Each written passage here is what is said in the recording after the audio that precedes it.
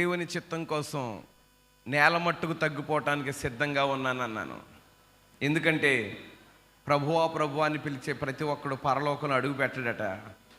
పరలోకమందున్న తండ్రి చిత్త ప్రకారం చేసేవాడే పరలోకంలో అడుగు పెడతా.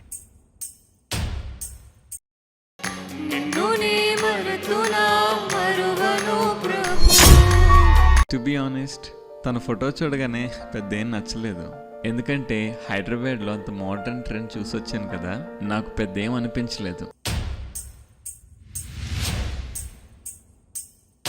నా విషయంలో ఇదే దేవుని చిత్తమని నాకు అర్థమైంది. ప్రభువా, నువ్వే దీన్ని ముందుకు తీసుకువెళ్ళాలి అని ప్రేయర్ చేశాను.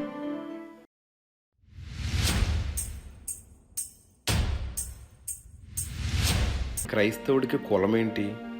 మనమందరము ఆదాము సంతానమే కదా.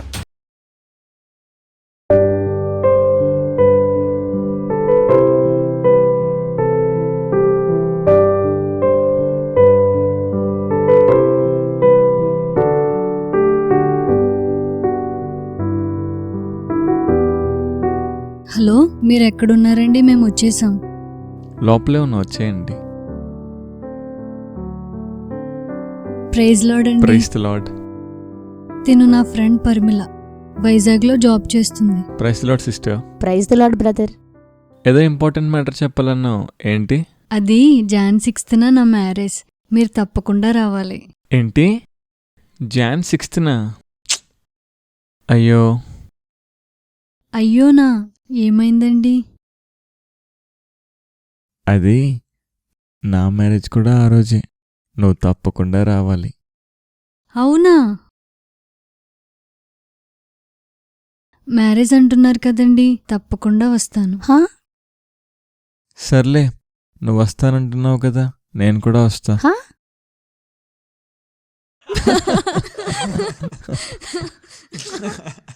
హెవెన్ రోజా స్వరూప్. స్వరూప్ హెవెన్ రోజా.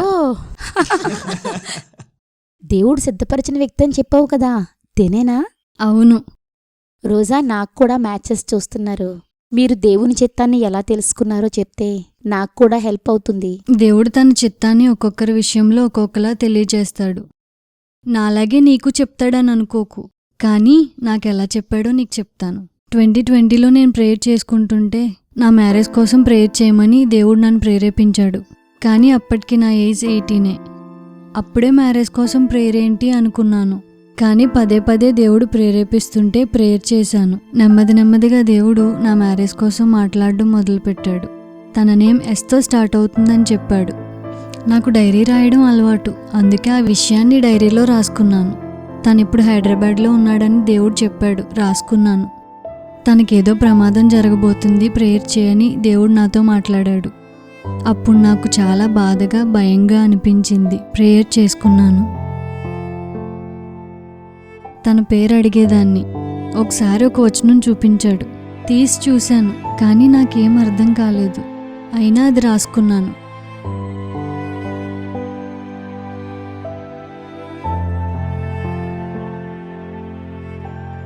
అలా 2 years గడిచిపోయాయి. మాకు బాగా తెలిసిన ఒక పాస్టర్ గారి చర్చ్లో మీటింగ్స్ జరుగుతున్నాయి. మేమందరూ గూగుల్ మీట్లో జాయిన్ అయ్యాము. ఒకరు సాక్ష్యం చెప్తున్నారు. నా పేరు స్వరూప్, మాది అమలాపురం. మా నాన్నగారు 7 సంఘాలకి పాస్టర్. నన్ను చాలా క్రమశిక్షణగా పెంచారు. బీటెక్ చదువుకోవడానికి గుంటూరు వెళ్ళి అక్కడ లోకస్తులతో కలిసిపోయాను. తల్లిదండ్రులను మోసం చేస్తూ సినిమాలు చూడడం మొదలుపెట్టాను. దేవుడు నాకు కీబోర్డ్ ప్లే చేసే తలాంతునిస్తే ఆ తలాంతును కాలేజ్ ఫంక్షన్స్లో సినిమా సాంగ్స్కి వాడాను. క్రేజ్ సంపాదించుకున్నాను. అలా సినిమా వాళ్ళు పరిచయం అయ్యారు. జాబ్ కోసం హైదరాబాద్ వెళ్ళాను. అక్కడ ఒక సినిమాకి మ్యూజిక్ డైరెక్షన్ చేయడానికి ఛాన్స్ వచ్చింది. నా పేరు స్వరూప్. ముందుగా నాకు ఈ సినిమాలో ఈ అవకాశం ఇచ్చిన మా ప్రొడ్యూసర్ గారికి, అలానే నన్ను నమ్మి ఇంత బాధ్యతను మాకు ఇచ్చిన డైరెక్టర్ సార్కి, మరి ముఖ్యంగా మా హీరో సార్కి చాలా థ్యాంక్స్. నేను క్రిస్టియన్ అని మర్చిపోయాను. నా పేరెంట్స్కి తెలిస్తే ఏమంటారో ఏమవుతారని కూడా ఆలోచించలేదు. డబ్బు కోసం, పేరు కోసం మూవీస్కి పనిచేశాను. రాత్రి పబ్బుల్లో కూడా ప్లే చేసేవాడిని. పోకిరీల నుండి సెలబ్రిటీల వరకు అందరూ పరిచయం అయ్యారు. దైవ భయం లేకుండా అలా సాగిపోతుండగా ఒకరోజు మా టీంతో కలిసి హైవేలో 140 స్పీడ్లో నేను డ్రైవ్ చేస్తూ లారీని ఓవర్టేక్ చేస్తుండగా యాక్సిడెంట్ అయ్యి కార్ 4 పిల్టీలు కొట్టేసింది. చనిపోయాను అనుకున్నాను. కార్లో అందరికీ దెబ్బలు తగిలాయి. నెమ్మదిగా బయటకు వచ్చి చూసుకుంటే నాకు చిన్న దెబ్బ కూడా తగలలేదు. 108 వచ్చింది. పోలీసులు వచ్చారు. నన్ను చూసి, నువ్వు బ్రతకడం ఇంపాసిబుల్, నువ్వు ఏ దేవుడిని నమ్ముకున్నావో ఆ దేవుడే నిన్ను కాపాడాడన్నారు. సిగ్గుపడ్డాను. అన్నీ వదిలేసి ప్రభు సేవకు వచ్చేసాను. దేవుడు వాడుకుంటున్నాడు. సాక్ష్యం వినేశాక ఆ డైరీ చూడమని పదే పదే ప్రేరేపణ వచ్చింది. చూస్తే అన్నీ కనెక్ట్ అవుతున్నాయి. పేరు అడిగినప్పుడు వచనం చూపించాడు కదా, అది ఎక్కడ రాసుకున్నానా అని వెతికాను. నా విషయంలో ఇదే దేవుని చిత్తమని నాకు అర్థమైంది. ప్రభువా, నువ్వే దీన్ని ముందుకు తీసుకువెళ్ళాలి అని ప్రేయర్ చేశాను. అప్పుడు తన్ని చూసావా? నేను విన్నది ఆడియో. బాగున్నారు కాబట్టి సరిపోయింది. బాగోకపోతే దేవుని చిత్తం కోరుకున్నప్పుడు ఇంకేమీ ఆలోచించకూడదు. 1 మంత్ తర్వాత ఆ పాస్టర్ గారితో దేవుడు మాట్లాడారని మా పేరెంట్స్తో చెప్పారు. క్యాస్ట్ వేరు, స్టేటస్ వేరు, క్వాలిఫికేషన్స్ వేరు. అయినా దేవుడు తన చిత్తాన్ని ఎలా అయినా చేయగలడని నేను నమ్మాను. దేవుడు చేశాడు. ఎలా చేశాడు? ఆ తర్వాత స్టోరీ ఏంటో సారే చెప్పాలి. నెక్స్ట్ ఏమైందండి? వాళ్ళ డాడీలానే మా డాడీ కూడా పాస్టర్. మ్యాచ్ తెచ్చిన పాస్టర్ గారు మా డాడీకి బాగా తెలుసు. నాకు కూడా చాలా క్లోజ్. ఆయన డాడీకి చెప్పారు, ఈ మ్యాచ్ గాడ్స్ విల్ అనిపిస్తుంది, ప్రేయర్ చేయండి అని.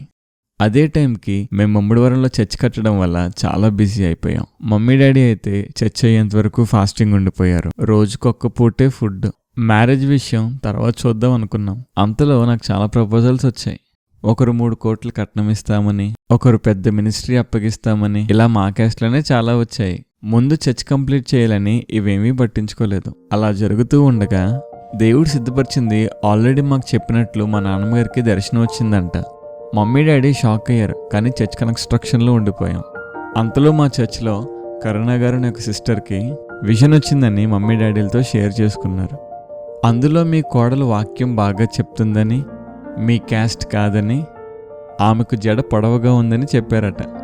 వెంటనే డాడీ ఫోటో చూపిస్తే తిననే నేను చూశానన్నారట. ఇంతలో సుజాత్ గారని ఇంకొక ఆమెకు కూడా నా మ్యారేజ్ విషయంలో విజన్ వచ్చింది. టు బీ ఆనెస్ట్, తన ఫోటో చూడగానే పెద్ద ఏం నచ్చలేదు. ఎందుకంటే హైదరాబాద్లో అంత మోడర్న్ ట్రెండ్ చూసొచ్చాను కదా, నాకు పెద్ద ఏం అనిపించలేదు. కానీ ఈలోపే ఒక 10 టైమ్స్ నాకు విజన్లో కనిపించింది. ఈ మ్యాచ్ కోసం నేను డైలమాలో ఉండగా మా తమ్ముడు యుఎస్ నుండి కాల్ చేసి, ఈ మ్యాచ్ చేసుకుంటే మన పరిచర్య ఇంకా అద్భుతంగా జరుగుతుందని దేవుడు ప్రేరేపిస్తున్నాడని చెప్పాడు. మమ్మీ డాడీ కూడా ఎప్పుడు నా జీవితంలో దేవుని చిత్తమే జరగాలని కోరుకుని ప్రార్థన చేసేవారు. దేవుడు వాళ్ళతో కూడా మాట్లాడారు. నేను యాక్సెప్ట్ చేశాను. ఇక్కడి వరకు వచ్చింది. మరెవరూ అబ్జెక్ట్ చేయలేదా? మీ క్యాస్ట్ కాదని కొందరు, కట్నం అడగలేదని మరికొందరు, మీ స్థాయి కాదని ఇంకొందరు. క్రైస్తవుడికి కులమేంటి? మనమందరము ఆదాము సంతానమే కదా. వాళ్ళు కూడా మంచి సేవకులే కాదన్ను, కానీ నీ రేంజ్ ఏంటి, వాళ్ళ రేంజ్ ఏంటి?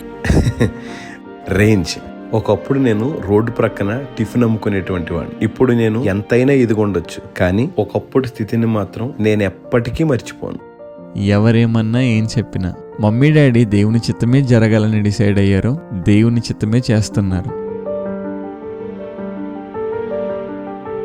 ఇది మా వివాహ ప్రయాణం. ఇది మా